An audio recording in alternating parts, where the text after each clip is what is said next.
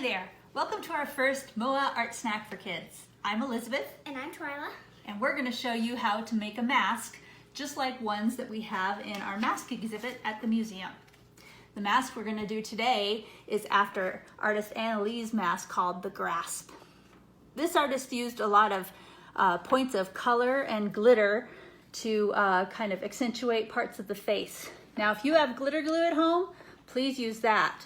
Otherwise, the materials that you're going to need for this project are paper plates and a hole punch, string, tape, and something to color with. That could be markers, that could be crayons, that could be colored pencils. It's up to you. You can even just use a plain pencil to do the decorations on this. So, what we're going to talk about is pointillism. So that's what this artist is using to accentuate all these pieces. And let's talk about some other artists who use pointillism in their work. The most famous pointillist painter was George Seurat. He did this painting that now hangs in the Chicago Institute of Art. Do you remember what it's called, Twyla?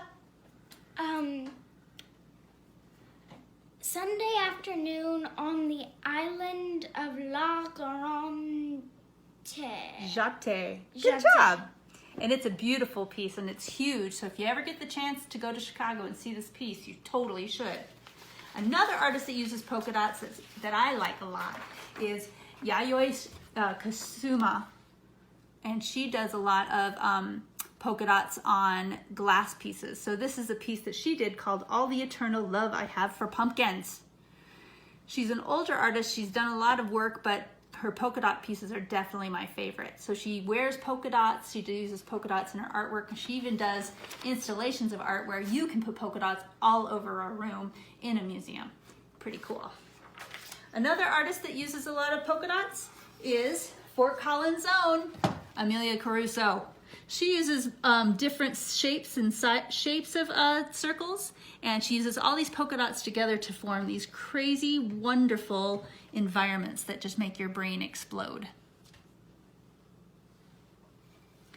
So let's get started on our project.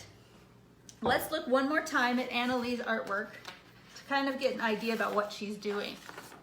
So it looks like what she does is she's accentuating certain parts of this face. Which part do you want to start with, Twyla? Let's start with the lips. Okay, let's start with the lips. What color do you want to use? I'm probably going to just use red. Okay, why don't you take a red? I'm going to use hot pink. So what we're going to do is we're just going to think about the shape of the lips. I'm going to make my lips kind of huge. Of course you are. Kind of like a Rolling Stones lips, right? And then what I'm going to do is fill in this shape that I did doing just dots. So I'm just doing dots. I'm not pressing too hard on the marker because we don't want to ruin the marker tips. I'm just kind of pressing it down and doing it really quick and doing lots of little dots all together to make my lips kind of take on that lippy shape. Right? Yep. Okay, so once you've got that, what piece should we do next, Twyla? Let's do the nose next. Okay, we're going to do the nose next. And if you noticed in Annalee's piece, what she does is she does the nose, but she brings it all the way up into the eyebrows. So we're going to try to do that. What color would you like? Black. Okay. I'm going to use blue. So we're going to go eyebrow, down to nose, across, and up. And see how I'm making kind of the outline of that? See how it's also not perfect? Yours doesn't have to be perfect either. Just make sure you're having fun and following the process and learning about pointillism. Your art teacher will be so happy when you learn about pointillism. Very. Okay, so what's next? The eyes. Let's do the eyes. Okay, in Annalee's, she kind of accentuated the cheeks, but her eyes are still kind of there. If you can see it, they're little slants. So what you can do whatever you want. I'm going to take, since I used blue, I'm going to do kind of like a red for the eyes. What color do you want to use? Green, please.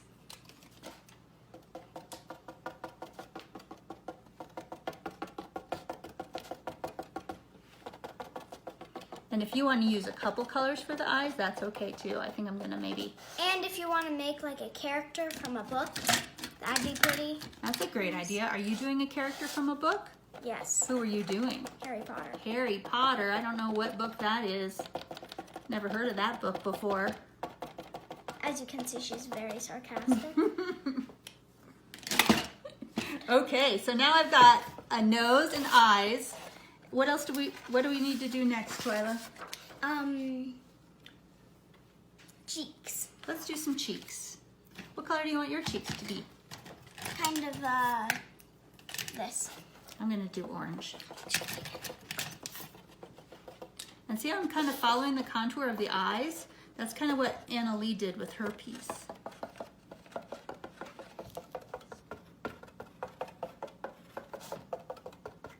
And Anna Lee covered her entire mask with dots. And you're welcome to do that too.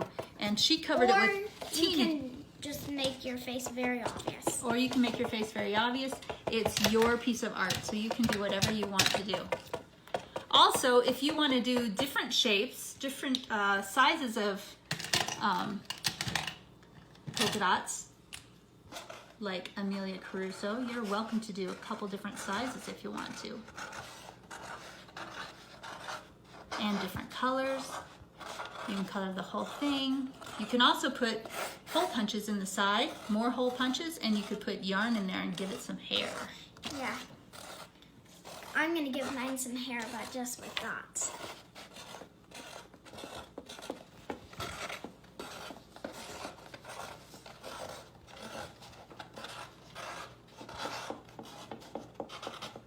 It's so fun to get inspired by other people's art, isn't it? Yep. And I love how many artists we have in Fort Collins and how they're so inspiring to us.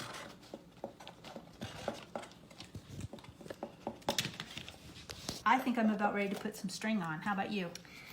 One more really important thing.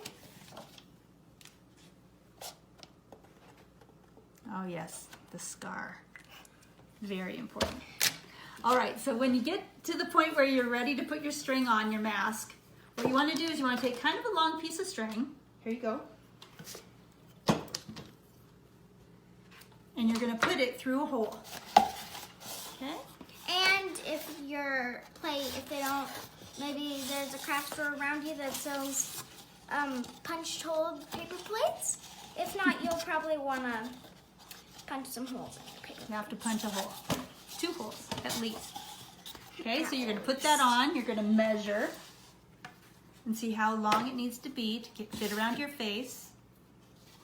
You could also put holes in the middle if you wanted to see through it, like a Halloween mask. But we're just going to make ours art masks for now. Okay, and then you tie it. Plus, we don't have a big enough hole punch, so. Kind of. Okay, and there's my mask.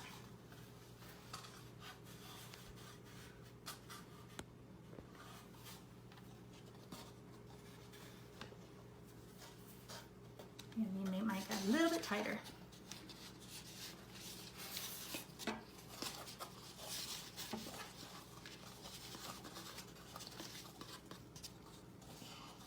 And if you see, here I've made a Ginny one too. We've made a lot of masks practicing for this. And all of mine have been Harry Potter ones. Go figure. Eek sobs over the tops. Okay, you ready to put your mask on? Almost.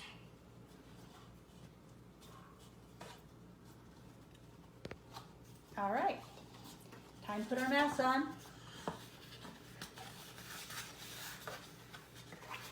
So here's our masks, and we'd love for you to show us your masks. Please send a picture of you in your mask to info@MoASC.org, and we'll put them on our Instagram and our Facebook feeds. Thanks for joining us, and we'll see you in a week for our next MoA Art Snack. Thanks.